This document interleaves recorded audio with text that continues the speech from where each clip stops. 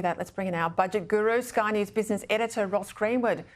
Well, Ross, this is a bit like a grand final for you, budget week. I want to get your top line summary if I can. What are your big takeaways from the budget?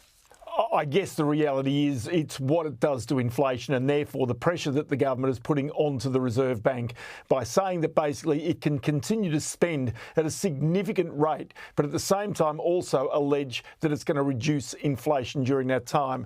Now, the real worry of that is that the inflation reduction could come around as a result of a significant fall in Australia's economy and at the same time a rise in the unemployment rate. And that's not good for families, not good for the government, it's not good for the nation. So you really hope that's not the case. But if you go even to the $300 sort of handouts to every household for energy relief, well, in that particular case, you know, the reason why that is said to be not inflationary is because if you do take it out, it's part of the CPI, same as rental assistance as well.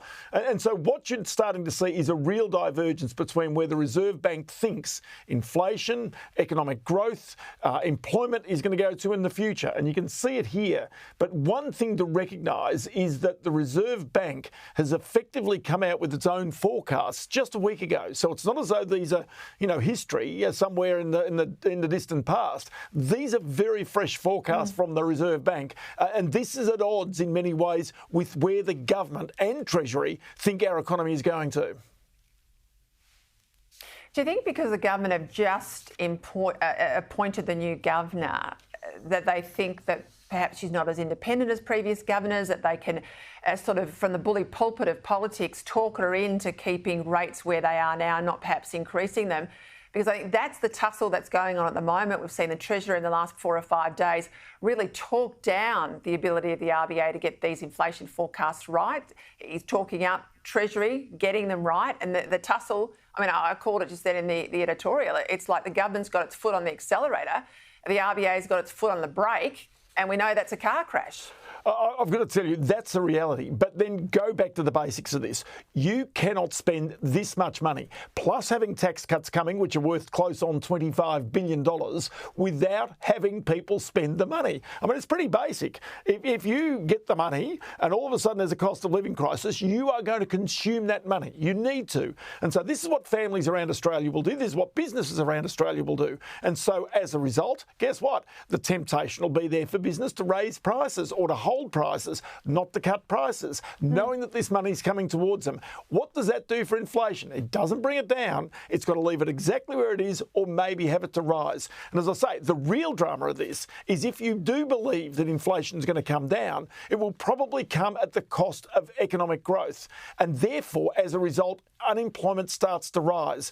And heaven help me if I think that a Labor government were actually encouraging employers, large and small, to shed workers. That should be the basic mantra of a Labor government. But that is also potentially an Achilles heel for this government if that is starting to unwind and unemployment starting to rise as you get out towards an election later this year or into next year.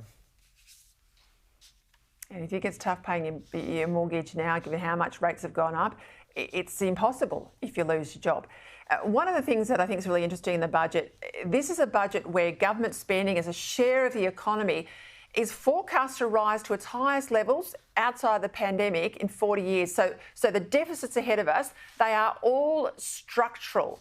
Now, explain what that means for taxpayers. So let's say, for example, if I'm going to give you a good example of this is the $300. The $300 effectively comes and goes. But then if you go out and you say give wage rises to certain parts of the economy, if you give tax cuts to the economy, that's baked in. That's not easily able to be clawed back by government. Now, it can be, but it will come at a political cost. And so what you can see here with the outlooks from where they were in 2023, then looking out into those out years, you can see how significant those budget deficits are. So they mount. So what that means is if we go to some of the fastest growing pieces of expenditure in the government's sort of book right now, we're talking about interest costs rising basically 10%.